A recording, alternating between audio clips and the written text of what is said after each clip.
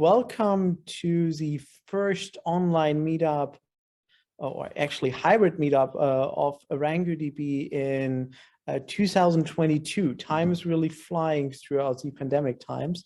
And yeah, thanks everyone for joining. We know it's probably late where you are or early if it's like more over in India. And but yeah, thanks for joining.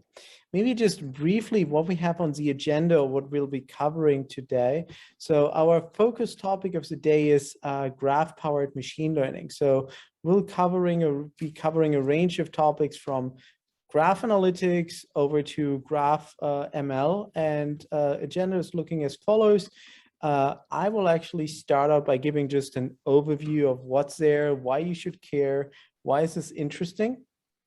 Then Victor, hi Victor, will give us an introduction and overview of how to do entity resolution, and also why this is a very useful algorithm by leveraging graph analytics. And then Arthur Keen over here, he'll give us a deep dive onto graph ML and a special focus on knowledge graphs. So this is, I think, kind of like a very interesting range we're covering here, basically the entire field of graph ML, graph analytics. And for me, this is a really interesting field which is growing right now. And I think this is a pretty good kickoff to the presentation as well. So let's get started. I would kind of make that bold statement that graph ML or graph AI, however you want to see it, is actually the future of ML. And why do I believe that? Because we actually, like, by leveraging the connections or relationships, which we can do if we talk about graph, we can capture so much more value than just by talking about individual data points. And if we, for example, look like what other companies, other industry leaders are doing, DeepMind is using graph neural networks to improve the ETA prediction times on Google Maps.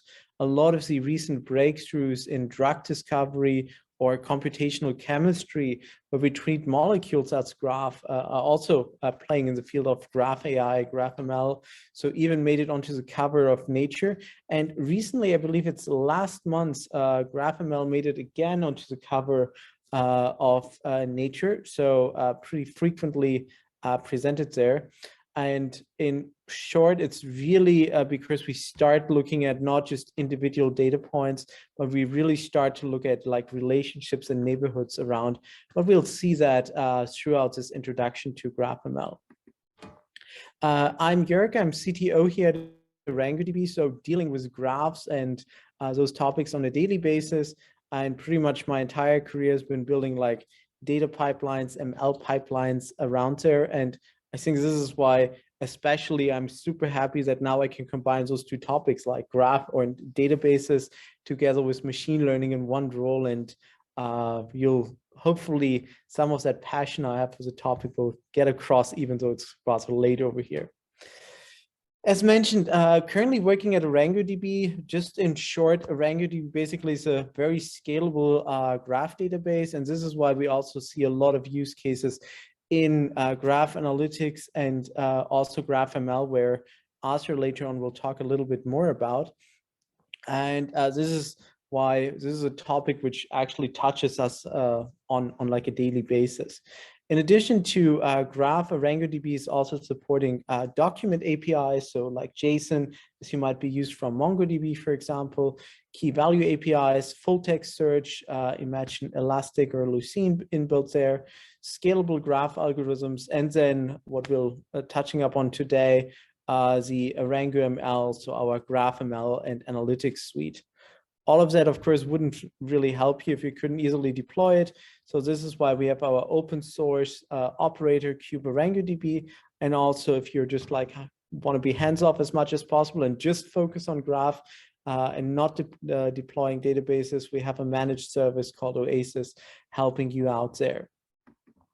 So in short, just to get everyone on the same page, what is a graph or what is the vocabulary we're talking about? In its purest form, a graph is consisting of nodes and edges. So here we have a number of nodes. So here's 0 is one node. And then we have the edges connecting multiple of those nodes. In general, graphs can either be directed or undirected. The example I typically like to use here is try to imagine the difference between Facebook and Twitter in terms of like the graph representing it. Facebook is actually like you're friends with someone, and that implies that the person is also friends with you. So it's actually an undirected graph. So if A is a friend of B down here, or 0 is a friend of 1, this also implies 1 is a friend of 0. So we don't really have a direction on that graph. Whereas in Twitter, you're following people, and already that word implies that there's a certain relationship or direction in that, because I'm following a person. And that doesn't imply that this person is following me. So that would be a directed graph where A is following B, but not necessarily B is also following A. The other term, which probably will come up at some point during this talk, is a neighborhood. And neighborhood refers to like, our neighboring nodes. So the nodes which we can directly reach from us. And then last but not least, the term of distance is like how many hops do we need to get from one node to the other. So here, this is one hop going from 0 to 2, and then over to 3 is yet another hop, so covering a distance of 2 hops. More importantly, probably now after defining what a graph is why should you care about graph? Why is this so popular? And why do we actually here in this room care about it? So why graph? The example I like to take is imagine, I often get the question asked like, when do I use a relational database? When do I use a graph database? And first and foremost, I always feel that the term relational database is a bit misleading, because it seems to imply that relational databases are great at relations, and actually they are not that great at relations.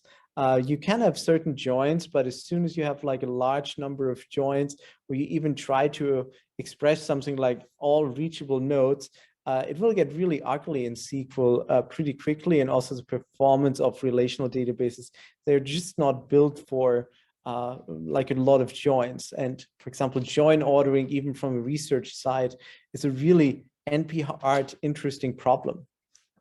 But they're still being used all over, and for a good reason. So imagine like we want to represent a phone book. What do we do with a phone book? We look up individual entries. I have a name and I want to look up a phone number, potentially vice versa. But I care about an individual record, like an individual line in this phone book. And this is where relational databases are really great. If we have to store individual records, maybe join them with one or the other record, but in short, we are mostly focused on a particular record. The same is, for example, true if you're building, if you're capturing like transactions somewhere where orders are coming in or things like that.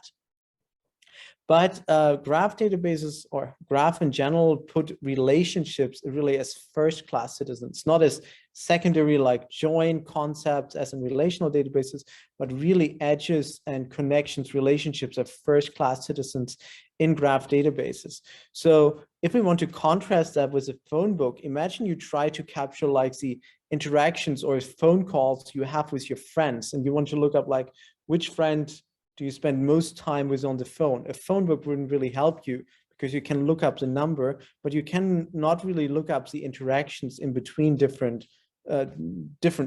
entities or different persons in this phone number.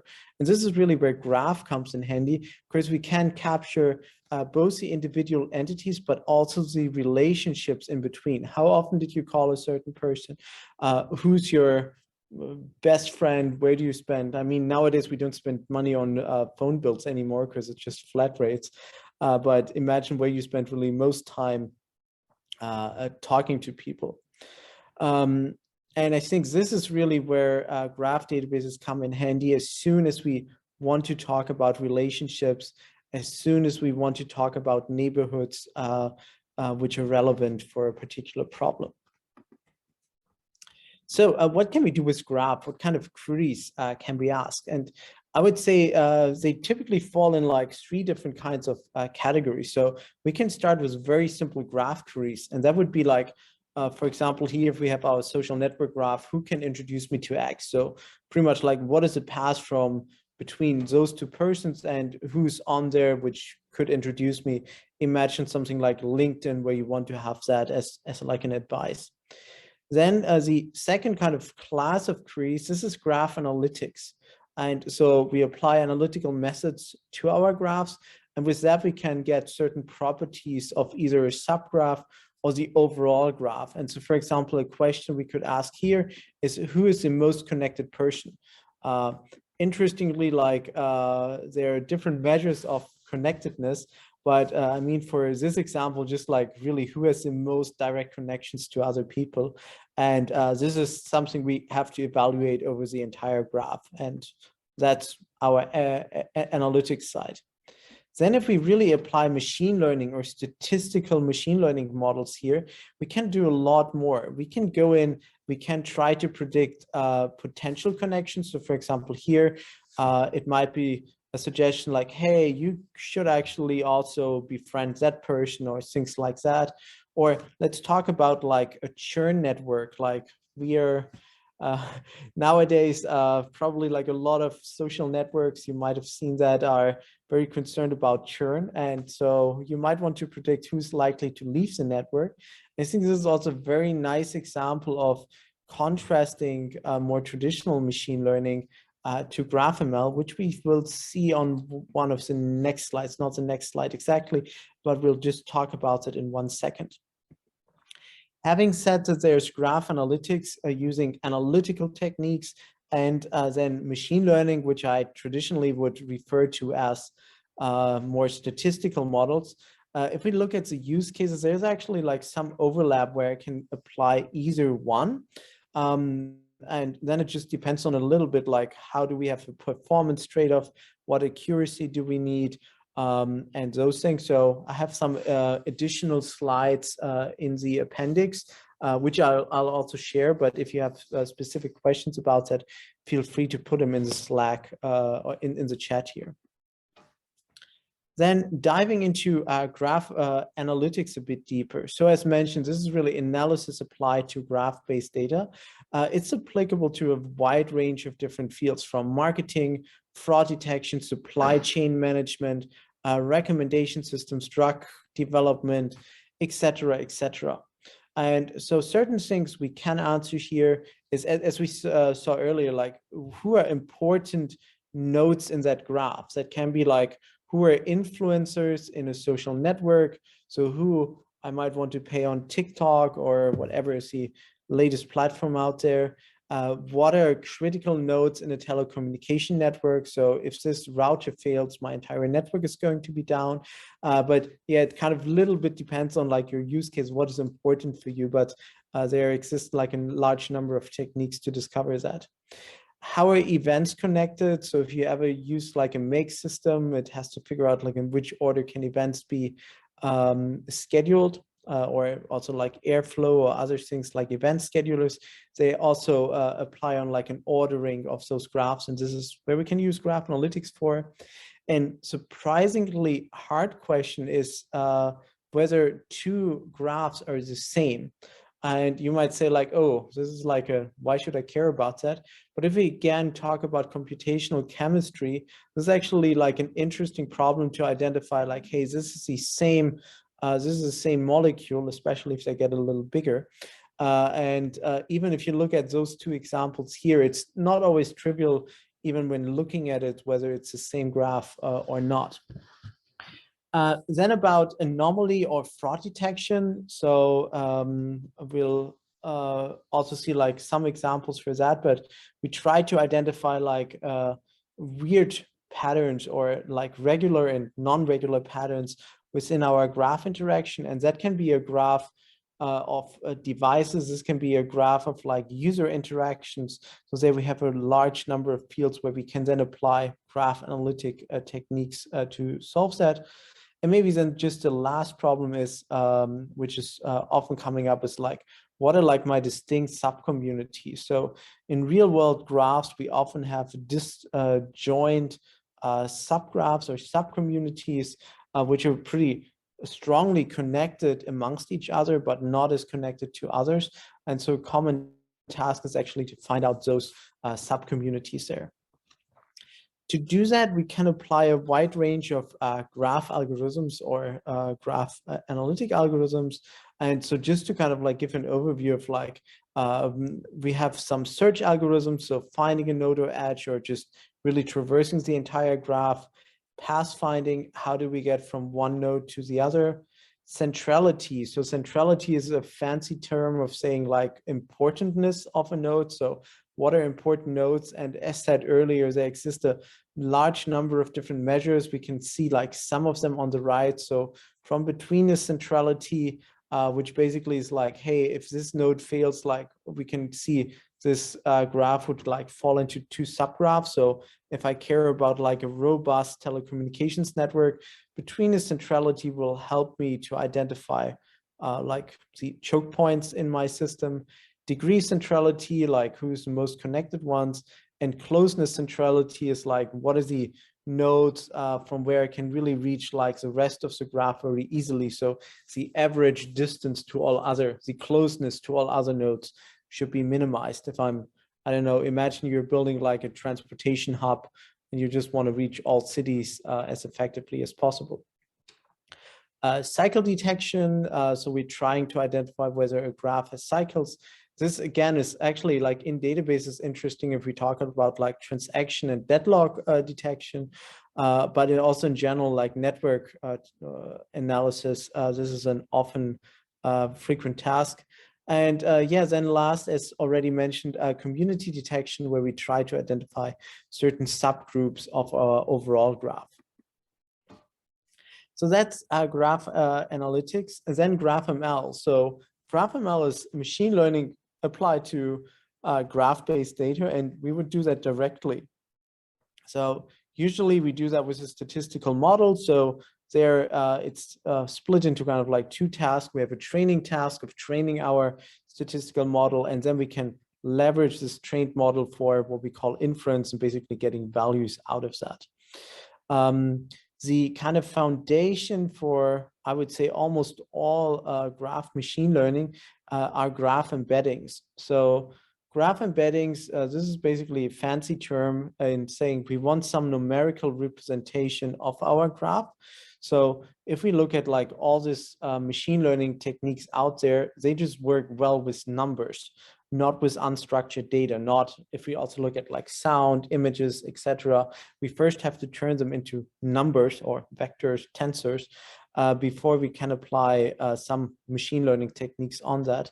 And so this is really where graph embeddings are coming in. So we want to turn this graph into an embedding. And interestingly, depending on the technique we choose, often we can already identify like very interesting properties directly from the embedding. So for example, here, this is like a very famous example in graph machine learning and graph in general. It's like the karate club example. So a karate club got split into two clubs, and based on the social interactions, it's a benchmark test to kind of predict like who ends up in which club after all. And we see if we, just based on the interaction, so just the structure of this graph, come up with a very simple two-dimensional graph embedding and just color the nodes depending on which clubs I actually ended up in. We can already see like, oh, this makes it really easy to have like a linear classifier applied to this embedding space to separate those two. So basically like linear classifier, imagine like we can draw a line in between here, and everything above the line will end up in club one, everything below will end up in the other club. This is easily done in the embedding space. What are embeddings? As said earlier, they actually are a way of taking some unstructured data. So originally, a lot of the research is coming from like word embeddings into a vector space, into like a number space, while preserving like certain relationships. So for example, here, if we talk about words like king has a certain relationship to queen, so we would expect that those two nodes are somehow similarly grouped apart from each other as man and woman.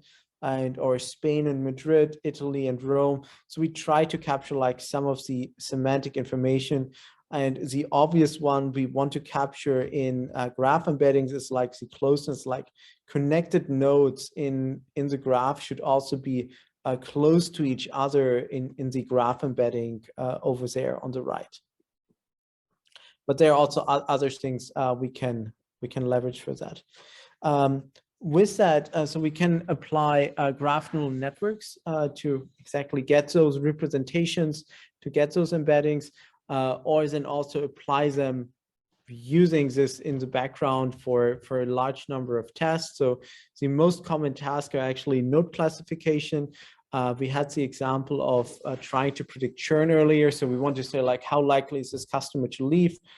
Graph classification is an entire graph having a certain properties, or link prediction. This is the example from LinkedIn or somewhere else where I want to say like, is X connected, or should X connect to Y or not?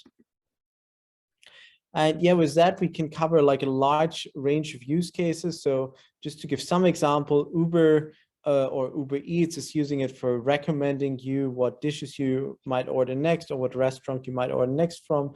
A number of research institutes are using it for drug discovery research. And for example, Google is using it to predict like your ETA times across maps. The next question I typically get asked after that, or even before getting here, is how is GraphML different from more traditional ML? And we already discussed earlier that in traditional ML, we really look at individual entities, whereas in a graph, we look at relationships and neighborhoods around.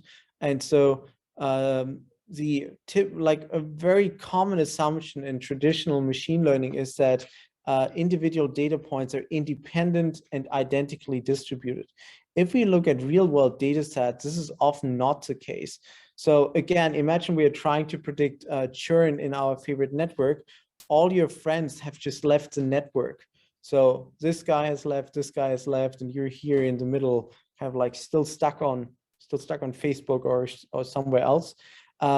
What does it actually mean? Will you have the same risk as before? No, because those nodes are not independent.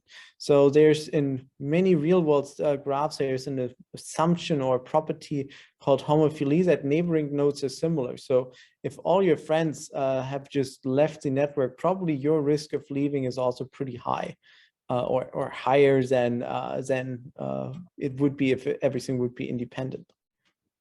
And so this is one of some of those properties which are implicitly captured with GraphML and which are often ignored or have to be explicitly modeled with more traditional machine learning.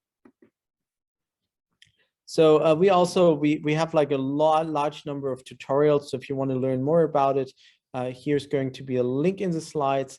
And as a question came up earlier, like where to go next from here, there exists a range of books. So from like graph databases over graph modeling, graph algorithms, graph-powered machine learning, and then really like a deep dive into graph representation learning.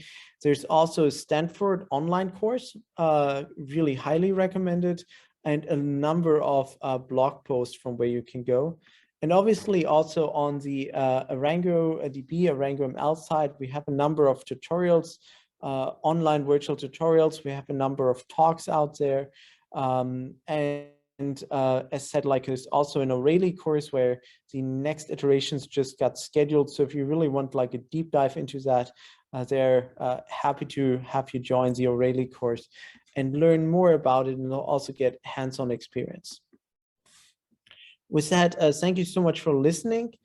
Any questions for this first part? As mentioned, Arthur is going to give us some more examples about graph analytics, whereas Victor is going to give us like the insight into graph analytics with entity resolution, whereas Arthur is going to give us really like a more deep dive and also demo about GraphML. But feel free to ask questions right now. Otherwise, I would probably hand over to Victor if you're ready. Sure.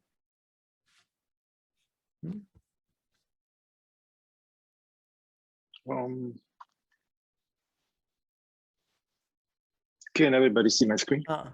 Yeah. Victor, can I just answer like one of the questions which came in?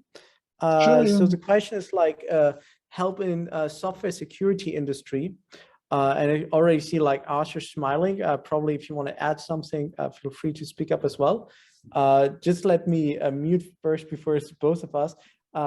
So a lot of like intrusion detection, for example. So we have some open source users as well, leveraging that to really capture anomalous activities in, for example, telecommunication networks, like weird logins, weird activities, a lot of data transfer happening between A and B. So Graph is really good in graph analytics to identify such patterns which differ from models you've seen earlier. But I think Arthur looks really excited to add something. Yeah, can you hear me okay? Good.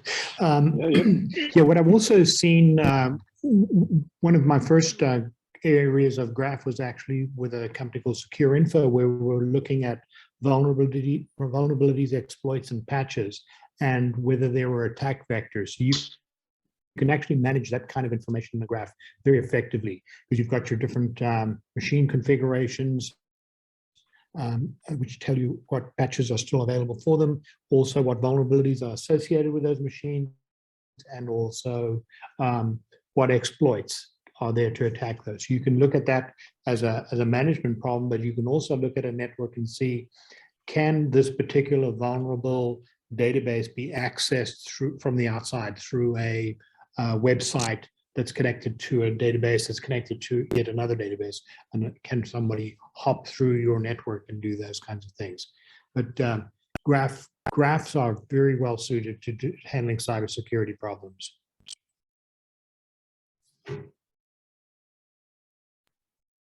Thanks. And there were, I think, Victor, over to you.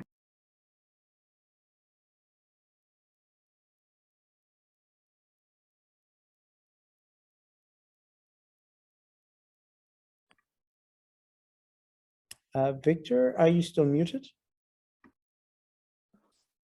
That must be it. Sorry about that. Everybody hear me okay now? Hello? Yes, thumbs up. Okay, cool. All right, cool. So my presentation is around entity resolution, scalable entity resolution, brief agenda, what it is, why would you want to do it, what are the use cases for it, and we'll show a quick demo.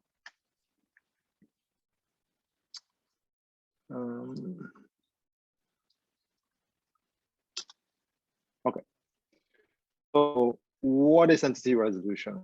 Basically, the process of disambiguating records of real-world entities that somehow represented multiple times for whatever reason, right? And you can, and even in your own lives, you know, you often use multiple email addresses, you often use different addresses, perhaps work addresses, your work address for work-related stuff, and maybe, you know, using your home address for your personal stuff, right? So the problem essentially is one of duplication of data, right? You have a single real-world entity represented multiple times in a database for whatever reason.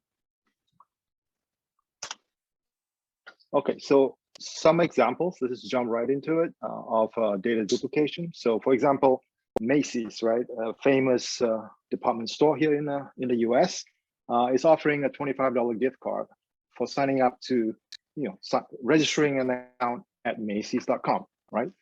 So what happens if you have a user that signs up 500 times using different email addresses, different first names, last names, and so on, right? What happens is basically Macy's lose money.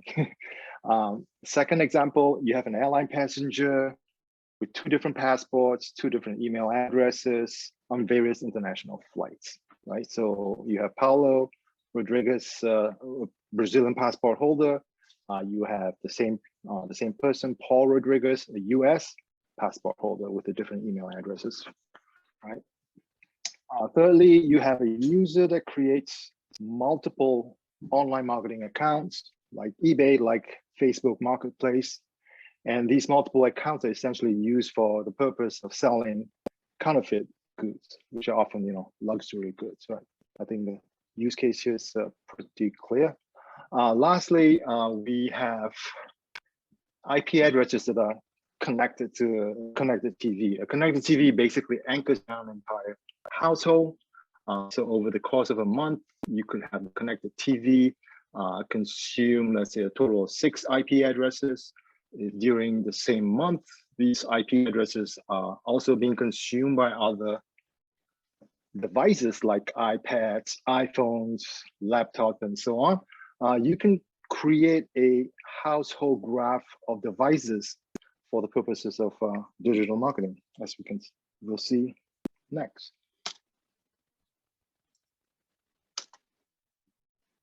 Okay, so let's go through the examples.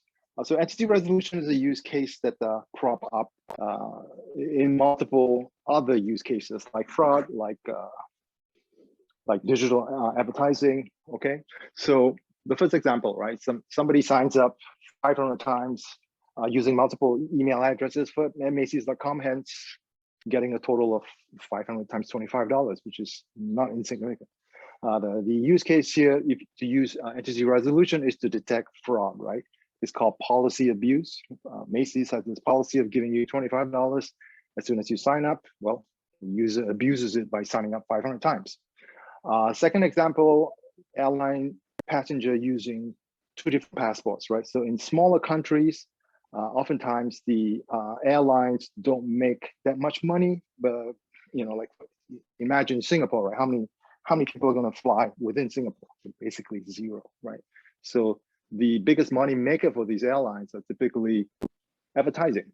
Okay, so every time somebody uses the Visa card for, not just within Singapore itself, but surrounding countries, the passengers flying into Singapore, the more they know about that person, the better they are able to target, products and recommendations to that particular user. The third one is user creates multiple online marketplace accounts, multiple eBay accounts, multiple Facebook marketplace accounts, Amazon, and so forth, for the purpose of selling counterfeit goods, oftentimes luxury goods, right? The use case here is essentially a type of fraud called brand infringement.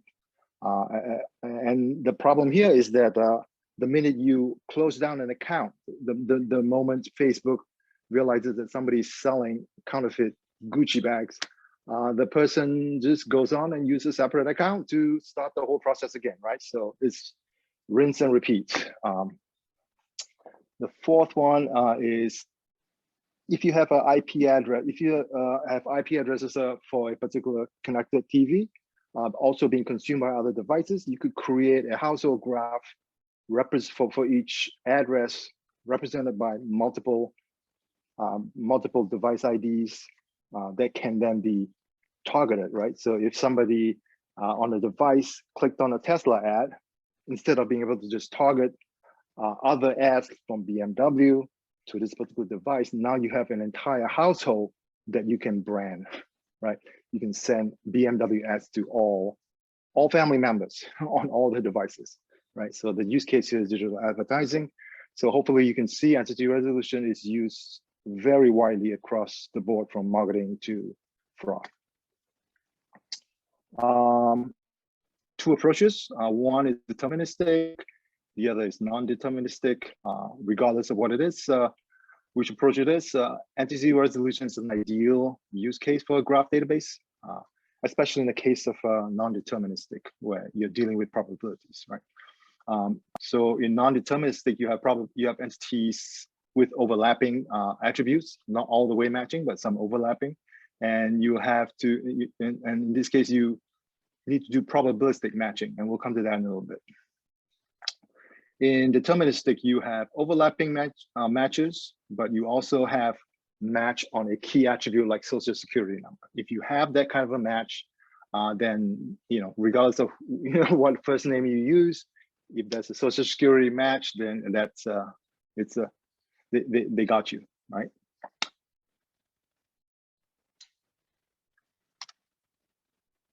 So how would you do that in ArangoDB? The first thing to do is to represent things as a graph, and we'll show this in the demo pretty soon, right? And the crux of all entity resolution eventually comes down to similarity. Okay, similarity, how similar two entities are based on the overlapping matching attributes, right? Before we go on to some demo on the AQL to do these sort of things, we just want to quickly mention that the Arango search can also be used, especially in the area of fuzzy matching of text attributes, right? Bob and Bobby are probably there's some similarity there in terms of textual matching, right? So things like n-gram similarity, TF-IDF, and so on are available. We're not going to cover search here, but if you are interested, definitely click on the link on the tutorials for more information. Lastly, once you determine which entities are similar, you want to group them together. One approach is, and we'll show this, is to create the same as edges between the similar entities. And you can also store the similarity score as an attribute on the edge. So here's an example of how a graph can be used, right? So you have entities that you want to resolve. In this case, this is users, right? Each user have multiple attributes, cookies, email addresses, first name, last name, device ID, and so on. So I can show this to you. And yes, so here's how the schema for our demo would look like, right? So you have, a second here.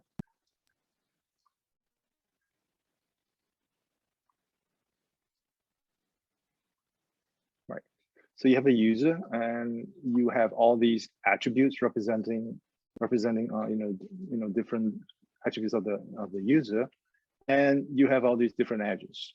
Okay, so once you read it, your information, you create this graph. Eventually, you start to see various users come in with overlapping attributes, right? So in this case, you can see 302 and 212 have three attributes in common. They both have the same last name, device ID, as well as they're using the same IP address. So the similarity computation is essentially this, right? Given two entities with overlapping attributes, you want to compute some kind of similarity score based on how many attributes there are. In this regard, AQL, which is the ArangoDB query language, helps by providing the following similarity algorithms, right? So you can do Jacquard, you can do cosine similarity, as well as AQL is strong enough, expressive enough to do whatever custom algorithms you want to do. Yeah, and we'll show that as well. So here's an example, right? You have multiple users here and multiple attributes, and you can see just by eyeballing, right? 309 and 307 have 5 similar attributes, whereas 65 has just 1, and 306 and 301 has only 3 matching attributes. Okay, so you can say 309 and 307 are probably more similar to 36 than 306 and 301 using Jacquard. Okay,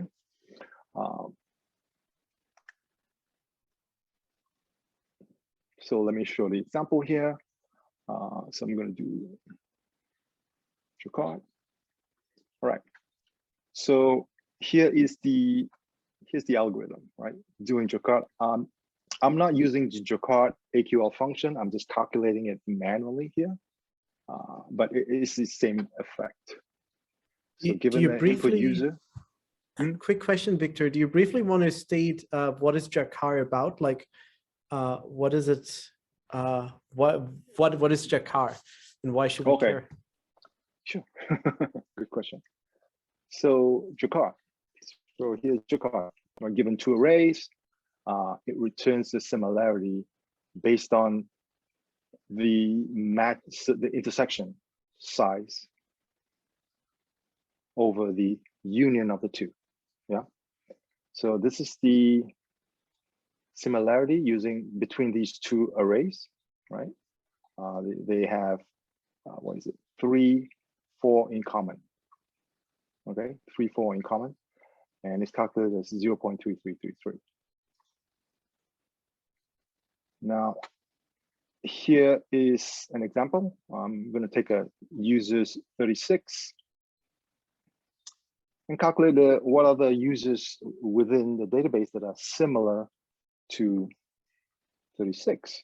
And here we have 307, 309 calculated with a Jakarta index of 0.71, 301, 306, and 308, not so much. Okay, so if you go back to this here, you can see 307 and 309 ranks the highest, right? Because they have the largest number of matching attributes.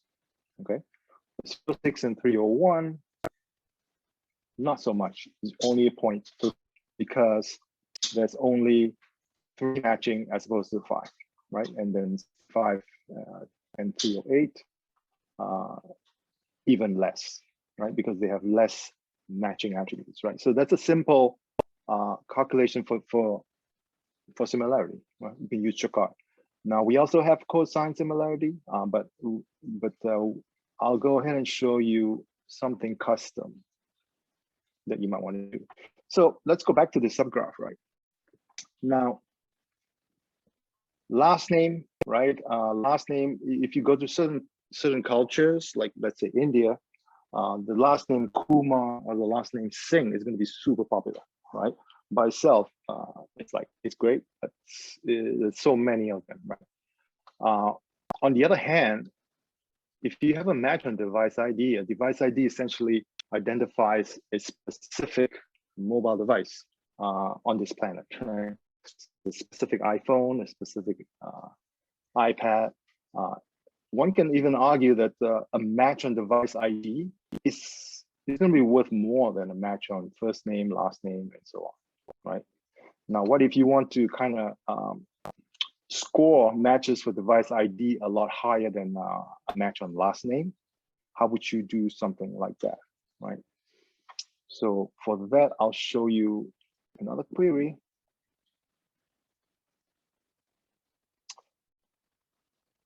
Same thing, users 36. Find me all users similar to users 36. Now here, EQL, I'll just explain a little bit. If you're familiar with a case statement, this is essentially what I'm doing, right? The traversal patterns are the same, okay? I'm collecting slightly different things, but here what I'm saying is if there's a match on device ID, I want to weight it 25 points. Whereas if there's a match on IP address, it's pretty good, but it's not as good as the device ID. So, but it's still pretty good. I'm going to give 15 points, right? A match on last name, a match on first name is only worth 10 points to me. Whereas a phone number match is also pretty good. It's 20 points, right? So you can sum it all together, and let's run this query first. So now, if you see using Jakarta, right, both 307 and 309 have the same score because they both match 5 attributes. Now, using this custom approach, right, I can say 307, although 307 and 309 have the same number of attribute matches, 307 should be weighted more similar to user 36 because there's a match on device ID that I score a lot higher than a match on phone number. Okay, so using this approach, you can have you'll use a 307 score higher than 75, right? And then you can do something like filter out anything that does not have. Let's say you're not interested in anything less than 70, right? So I can put in the threshold here, less than 70, I don't care about it. And it returns me 7. Now I can also actually, yeah. So using this approach, you can do that. What I didn't show on the Jacquard is if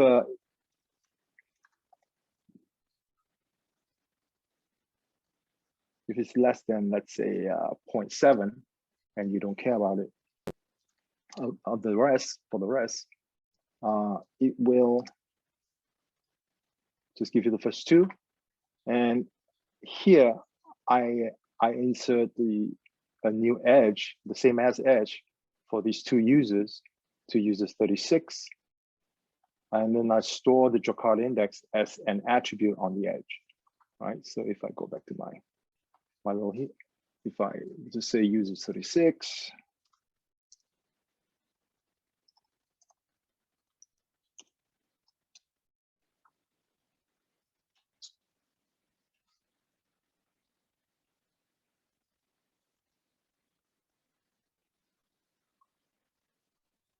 now you can see 309 and 307 show up as similar users to user 36, okay? I click on the edge.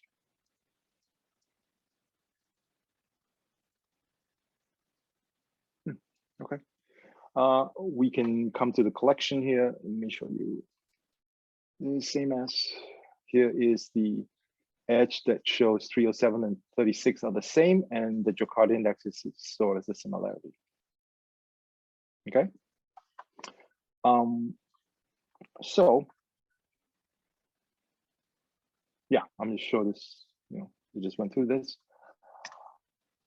The last thing I want to say is that there are alternative grouping strategies depending on your use case. If you're doing something like digital marketing, instead of doing a chain of same as, user 3036 is the same as 302, 302 is the same as whatever, 506 and all, you got a link list type of thing.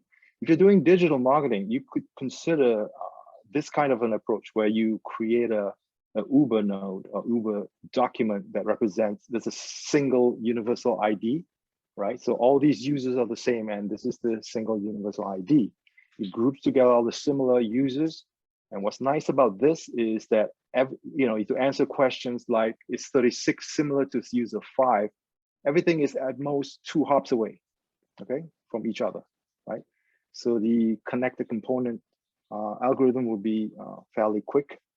The other nice thing about doing it this way is that you can store aggregated information from all these similar users on this single node, right? So for example, what are all the email addresses that are being used? What are the mobile advertising IDs that have been used for all these users? What are the Adobe Cloud IDs? What are the zip codes? What are the marketing campaigns, aggregated history, engagement activity, and so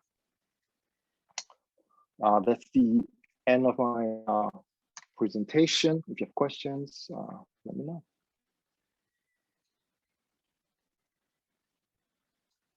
There's just the question whether it will be sent around for reference.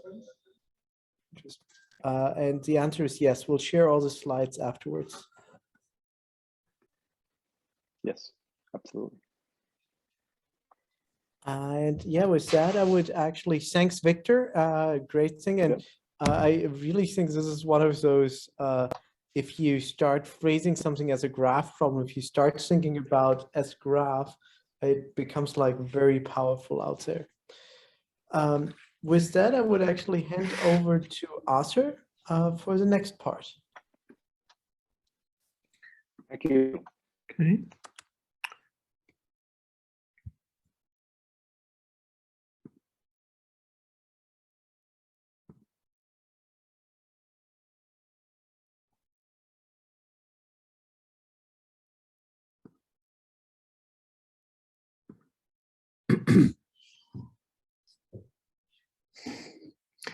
Hi, my name is Arthur Keane. I'm going to talk about knowledge graphs and machine learning. Actually, Victor's presentation was a great introduction to this because the graphs he was using for entity resolution from my point of view are actually knowledge graphs about people and accounts. And he was applying entity resolution to those.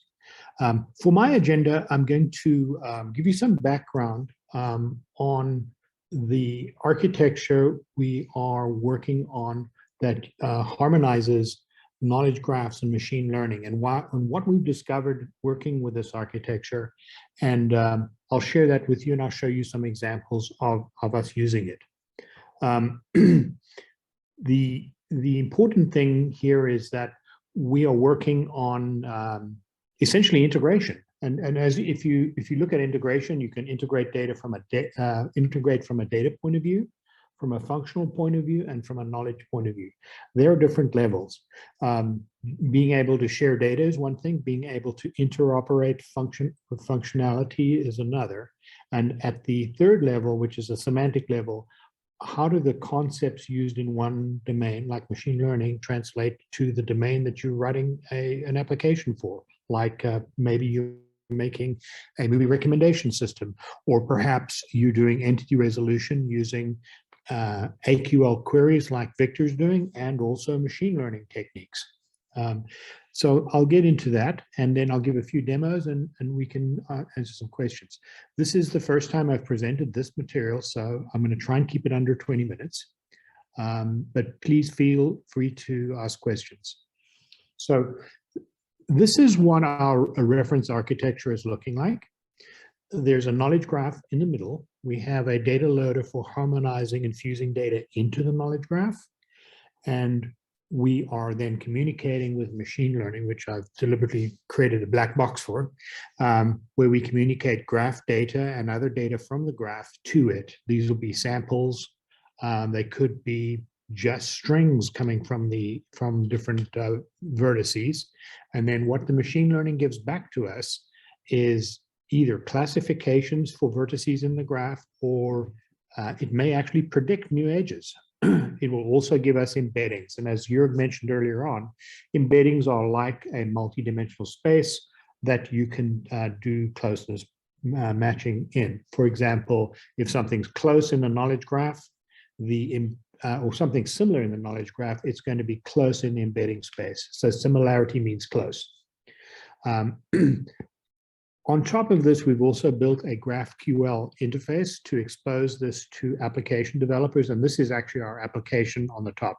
We're actually going to release this to the public so that you can take this reference architecture and use it for your own purposes. So that's the GraphQL, and I'll show you examples of that. A little bit about what's in a knowledge graph. There is instance data in a knowledge graph, kind of like Victor showed you. You had users and IP addresses and so on.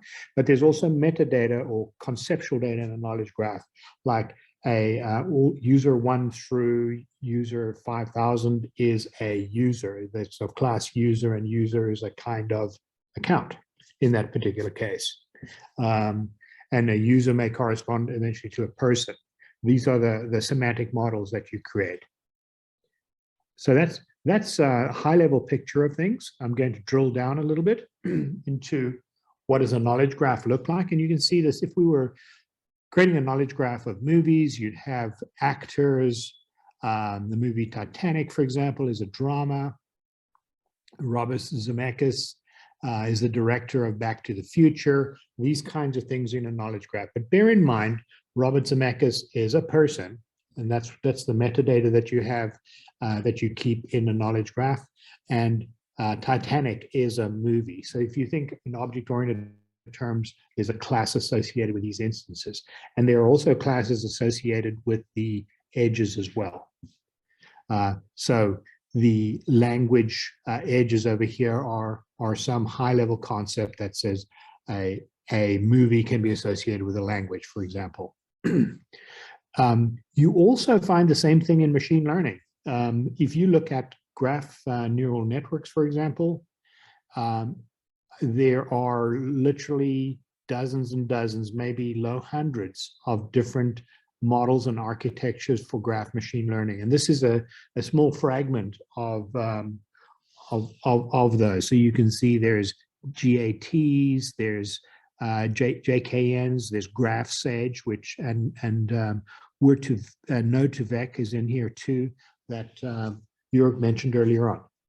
So that's the gist of what we're going to be talking about today. What I also wanted to tell you about this reference architecture is we chose to use, and I forgot to mention this earlier on, everything from graph analytics like Victor was using, as well as machine learning in the same application. And we can apply those in different ways. And it quickly became obvious that we needed to manage what those were and what they were producing because of the sheer number of them, which the sheer number is 3 or 4 at the moment. But I can see as it gets to 12, 13, 14, that this is going to become a fairly an increased problem of managing the provenance and the metadata associated with machine learning. Okay. What goes on between the knowledge graph and machine learning is the machine learning requires things like graph projections. They see a knowledge graph, or as I say up there at the top, I say knowledge graph and you say non-homogeneous graph. If you're a data scientist, that's what you will call a knowledge graph, which is kind of interesting. So homogeneous graphs in the machine learning area are simply knowledge graphs that have been watered down. All of the concepts have been removed from them, and they're basically topology. No types, essentially. You've taken the knowledge model out of them. And again, what I mentioned before, the meaning we need to know the meaning of the embeddings and inferences that are coming back. These inferences could be new edges, they could be classifications on vertices, and as you mentioned earlier on, you may classify an entire graph if it were a molecule or a series of transactions that were fraudulent, or the cybersecurity question earlier on, where you have a series of events that occur in the network that you correlate together and say to match a particular attack pattern. And I just want to give you the flavor of how these things are holistic and how they work together. So what we are driving towards here is we are coming up with an architecture where we are not creating the machine learning. We are allowing you to use the best breed machine learning libraries that are out there, along with the knowledge graph.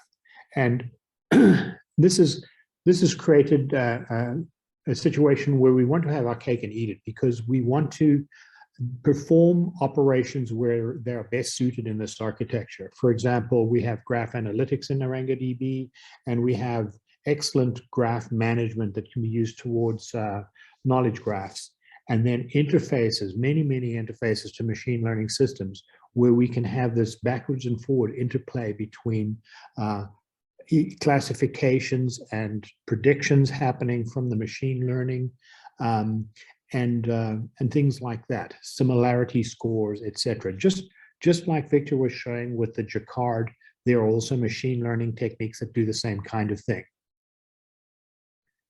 So the most obvious thing about knowledge graphs, and this is when I first started using machine learning with knowledge graphs back in 2003 or 4, was that graphs are an excellent place to integrate data. So you could feed machine learning from graphs. What we've discovered by doing this in the reference architecture that I showed you is that the notebooks that we are creating are about a quarter the size of the original notebooks, because we're simply reading from the knowledge graph, performing machine learning, and putting the inferences back. That's all that every notebook is doing. We're also separating the personas. If you're going to be doing data integration, that function is best done by a knowledge engineer or data engineer. If you're doing machine learning, you should be doing data science, not data wrangling. And they say about 80% of a data scientist's day is spent doing data wrangling. What we've also discovered in doing this is that the knowledge graph gives you relative stability to your data as a data scientist. And we've seen in our reference architecture where we have swapped out different data sets and added different data sets, we have not caused the data scientists to refactor their Python code in the notebooks. Kind of interesting that's happening. So it's really a talk about division of labor. I do have a Colab notebook that you can go to take a look at a machine learning code working with the knowledge graph. I'm not going to step into that right now. I don't think I'll have time to look at that, but when you get the slides, you can step into that and out yourself. The particular notebook will actually instantiate its own database that you can use as well. Okay. One of the things that you will notice in the interface between knowledge graphs and machine learning is just like you've had to transform data to get it into a knowledge graph, you also in turn have to transform data for machine learning. But the transformations are different. You may be sampling a graph because you won't feed the entire graph to the machine learning. You'll only feed parts to it, especially if you have inductive machine learning where you give it part of the graph and it can perform operations on parts of the graph it has not seen. Other techniques are coarsening the graph. If you've got a very, very, very large cybersecurity graph, you may want to use coarsening techniques where you break it down into a smaller graph that characterizes a large graph and do your machine learning on that. Also, there are techniques like, and Jörg mentioned this earlier on too, about neighborhoods where you may sample the edges and vertices around a particular vertex or a particular edge, or you may sample a subgraph within the graph for machine learning purposes. The graph analytics allows you to do those kinds of things at scale, and you can also use graph analytics to compute graph metrics that you can use as feature vectors as well. And that's when I first started doing this so many years ago. That's what we were actually doing. We were actually computing these graph invariant metrics like betweenness, centrality, degree, node degree, and all of those kinds of things. Okay.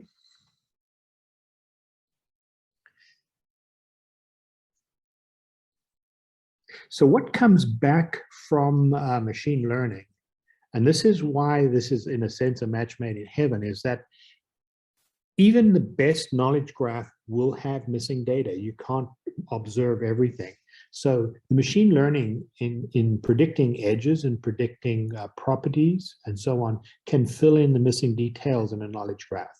Machine learning can also be used for topic discovery if you're using it for text analytics, and those can be the conceptual model topics inside of the knowledge graph as well. So there's also the graph, node, and edge classification, where graph classification may be something like detecting groups of events that represent a cyber attack or a fraudulent behavior. The important thing here is as this information comes in, you're adding it to the knowledge graph so you can understand it in the context of the knowledge graph. And I can show you later on in a recommendation that we do that actually walks the knowledge graph and then walks into inferences of the knowledge graph that the ML has provided. So we're actually hybridizing where we're using ground truth that's come in from the source data along with inferences that have come in from the machine learning. When we talk about functional integration, I've been seeing this a lot as I look from the machine learning notebooks and then look how these similar operations are done in ArangoDB. The top one here, cosine similarity, movie embedding, movie 2 embedding. This is very similar to what Victor just showed you with Jacquard, where cosine similarity is essentially taking the dot product between the vectors that have come in from an embedding. So in this particular case, we may have used matrix factorization to create embeddings for movies, and then used a cosine similarity either in the machine learning or in ArangoDB to determine distance. And that distance, as we mentioned earlier on, is associated with similarity. You also find on the machine learning side, the data scientists tend to work in terms of linear algebra and matrices. So things come up like this, that a data scientist will want a bipartite graph or an adjacency matrix.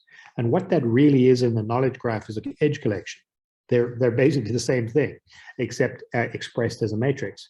So these kinds of things are the things that we are adding into the interfaces so that the data scientist doesn't have to think like a knowledge engineer or in terms of a knowledge graph. They can think in their own language, and in turn, the knowledge graph can represent these concepts in the way that knowledge graph represents them. They're functional equivalences between these things.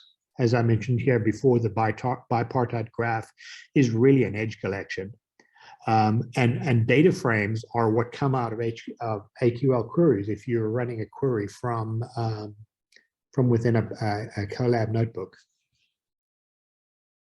So these kinds of cognitive impedances are really what we also have to attack too, because there are different terminologies at play here.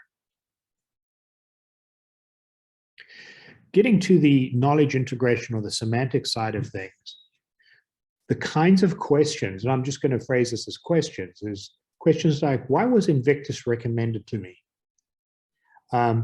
The knowledge graph actually provides a large part of the answer to that, because you can track back through the relationships that we used to provide that Invictus recommendation. Just like Victor showed you earlier on, he could trace back, show you a graph visualization and show you how our user, I think it was 36, was related to several users underneath. So the knowledge graph does give you a lot of context for explaining the machine learning. Obviously, there are things like matrix factorization or graph sage that may be used for computing embeddings that also probably need to be explained. But at a superficial, at a high level, you can do an explanation from the graph and then how those edges were inferred. For similarity, for example, are where you go deeper in and look at how the machine learning was done for just those parts. So what does similar movie nth distance mean? This is exactly what we ran into with our architecture as we got information from machine learning characterized like this. And we were like, what is that? Is that distance a similarity, or is it really a distance? Is it a measure of closeness, or is it a measure of distance? And we had to go back into the notebooks to determine what that was. In this particular case, it turned out to be an L2 distance between two embeddings. What inferences are available for similar movies? In our system, we have many inferences from many machine learning models and also from analytics. And the question is, what are they? How do we find them? And this is also something that I'll answer, and I'll show you how we do that. Another one is, what does embedding GS21 mean? This was attached to a movie. What is it? Where did it come from? We know that it's, and this is a meaning about what came in from the machine learning side. One of the most interesting things I come back to in semantics is this statement that you often hear if you are dealing with graph machine learning. And that is that things that are similar in the graph space are close together in the embedding space.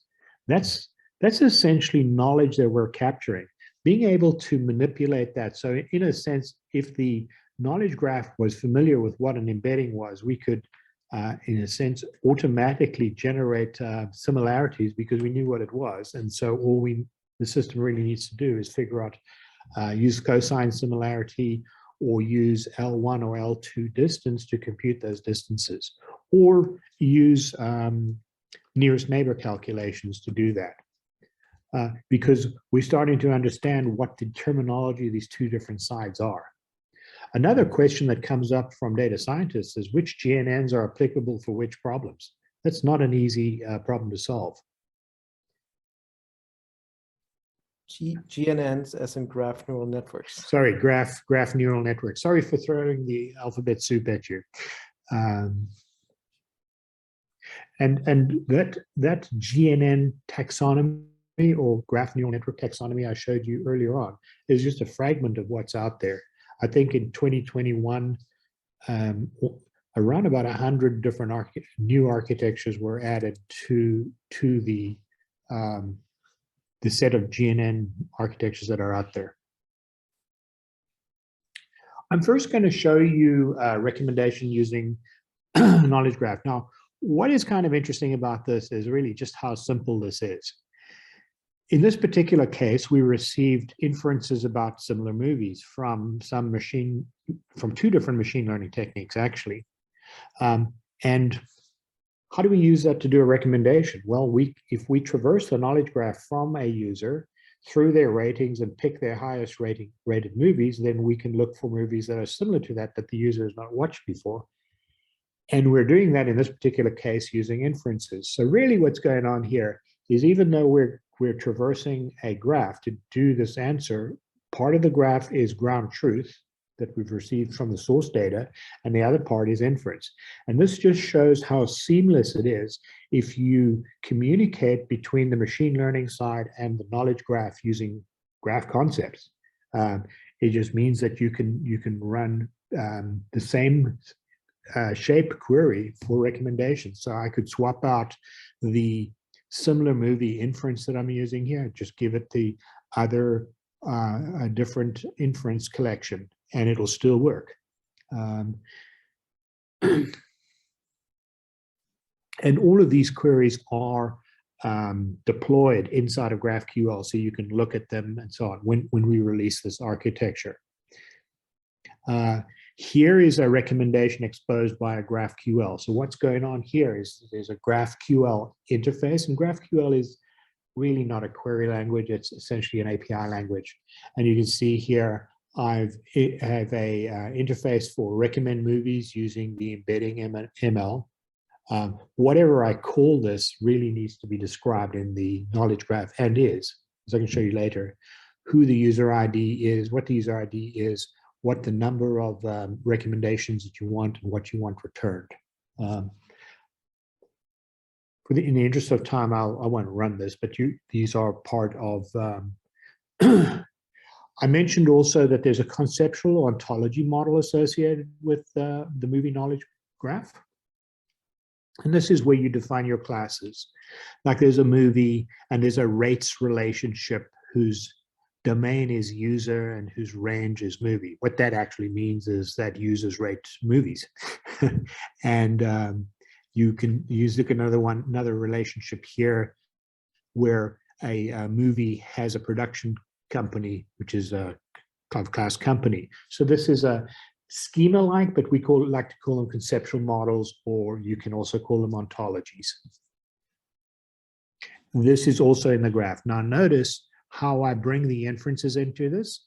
They're actually attached to the graph. So I have a concept, has similar movie, and the similar movie TF-IDF ML inference and the similar movie embedding inference are sub-properties of that, which basically says that they are specialized relationships of similar movie, in this case coming from inference. Because of that, we can actually look them up.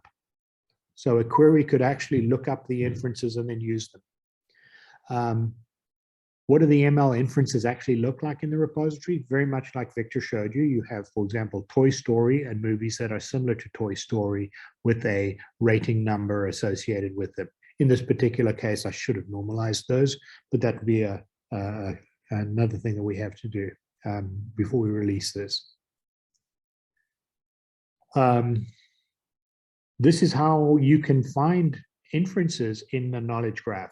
And this, I'm doing this simply with this query by going from the has similar movie relationship and looking for specializations of that relationship that involve inference.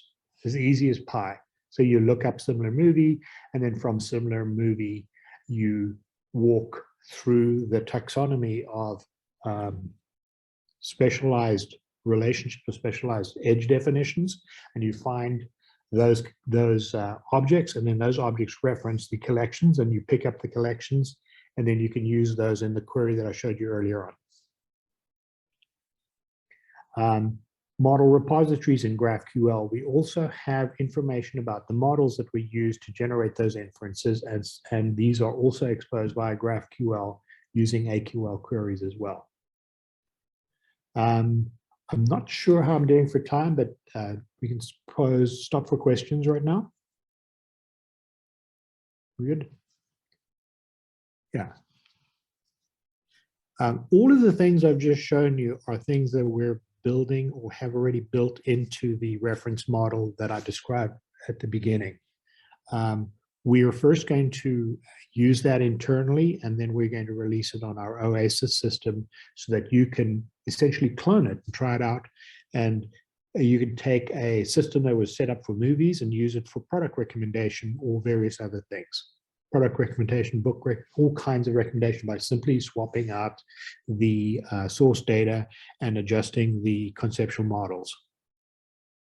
Our goal, our overall objective with all of this, if we bring it together, is to essentially automate much of the graph machine learning and also the knowledge graph to make this much easier for you to use.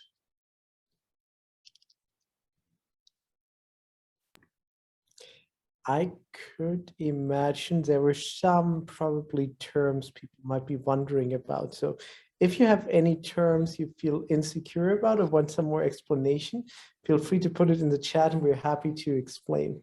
Okay.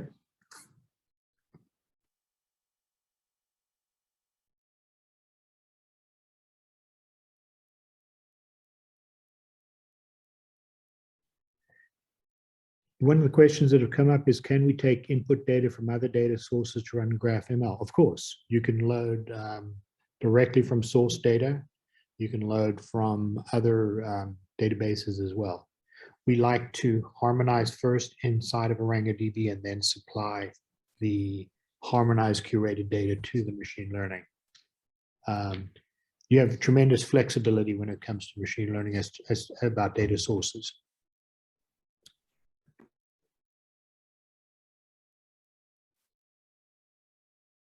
Okay. So I believe one of the advantages of, to come back to that question, of graph machine learning is you can actually combine unstructured data, so what Asa was referring to as like a heterogeneous graph, together with the structure in between. So I've seen that in many different use cases where you have really diverse data sets from also different sources, but you have like some kind of provenance or relationships in between. And so I think this is really where graph machine learning stands out. In traditional machine learning, you really have to harmonize everything like really down to a level, whereas if you work with heterogeneous or different data sources, graph machine learning makes it really easy to combine them without having to harmonize it all into like one format or one layer. Right, and also deep learning techniques can work straight from the source data as well.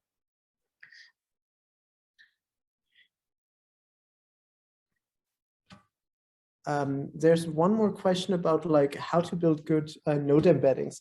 I think that's a really interesting question because there exist so many different techniques also in like this varying complexity of what you can do.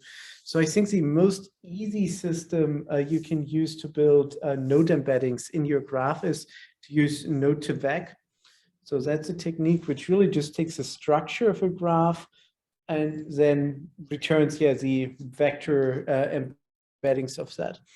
If you go to more complex techniques, and this is also what we are offering on the ArangoDB side in that demo and also soon in our product offering, is where you can then also leverage other features such as node features, edge features, and other things. So basically, you have a range of tools available to come up with node embeddings with varying complexity. And so this really depends on how much data you have and also like what is your goal, what is your structure out there.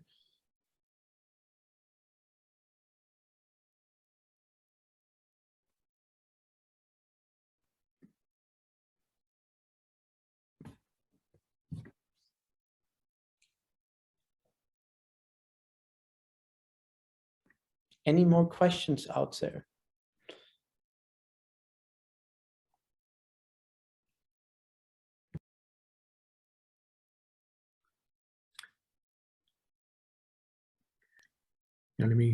Well, thank you very much for listening, and thanks for the questions. I'll hand over to Jörg now. So there's a question for how to perform classification and any techniques we can use for auto classification. So I'm not 100% sure where you're going with auto classification. But classification, let's take let me maybe reshare my screen and then go back to the example.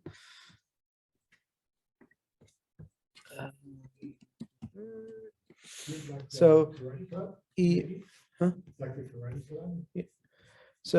here, so this would be a very simple example for for classification. So if we go in here, we have our graph. We transform it into node embedding. So this is actually done with node to vec, and there's also a link in the nodes. You can run that yourself. We have a notebook for that, nothing to install. And then you can actually train a classifier on this embedding. So step one would be we generate the embedding, and then we can use one of our favorite machine learning techniques from just support vector machine is probably something I would use here. So support vector machine would kind of like find a classifier in here in between, and then we can use this classifier to distinguish those two data sets. So that would be a very simple way in doing classification in this karate club example we saw earlier, where we want to classify someone going to club A or to club B in the end. I think we covered that.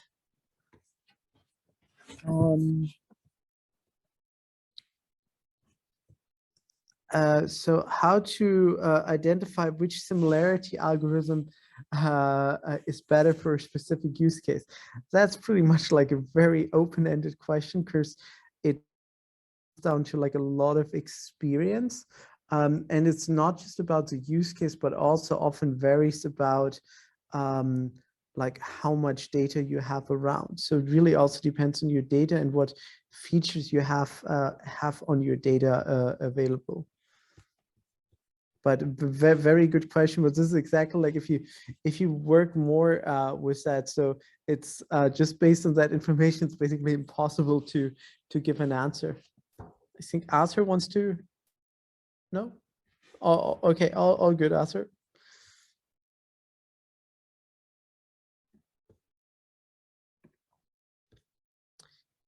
Is that like then maybe just in the end, let me point you to those resources again. So we'll share the slides. It's all in there. And otherwise, we also have a number of tutorials here. So feel free to go to our site and just start exploring some of the tutorials for there. So there's one last really interesting question. Can you talk a little bit about how we can address scale?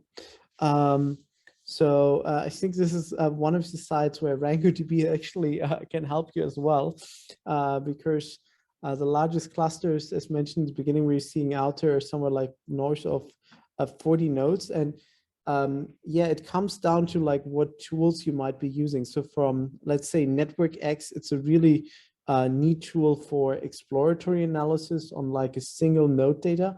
But if you really go at scale, you should look at, yeah, ArangoDB, Spark, or there are also other libraries, for example, from Stanford, which allow you to scale that out. And then it just depends a little bit on whether we're talking about graph analytics or graph ML. I think the tools you're mentioning here are focused on graph analytics. If we talk about graph ML, it varies a little bit like what techniques you want to choose there. So in general, if you build a model, often the ML techniques, they can be more scalable than graph analytics, especially if we talk about changing data sets. So I always feel like talking about scale, it's obviously the data set size, but the other thing you should take into consideration with this is like how often is the data set changing. So if we have transductive techniques, and imagine we are again doing like classification in the karate club example, but now we actually have new people joining that, or taking Arthur's example, we want to do movie recommendations. There are new movies being put in, there are new users joining. And with transductive techniques, you would actually have to retrain the entire model, the entire system from scratch, which obviously wouldn't really scale. And then there are other inductive techniques, as for example, GraphSage, which can generalize. So you don't have to train the model from scratch, but you can generalize to either changing or previously unseen data as well. And I think this is the probably even more important aspect of scale, to identify whether you have a static but very large data set, or whether you have maybe a smaller data set, but therefore a more dynamic one.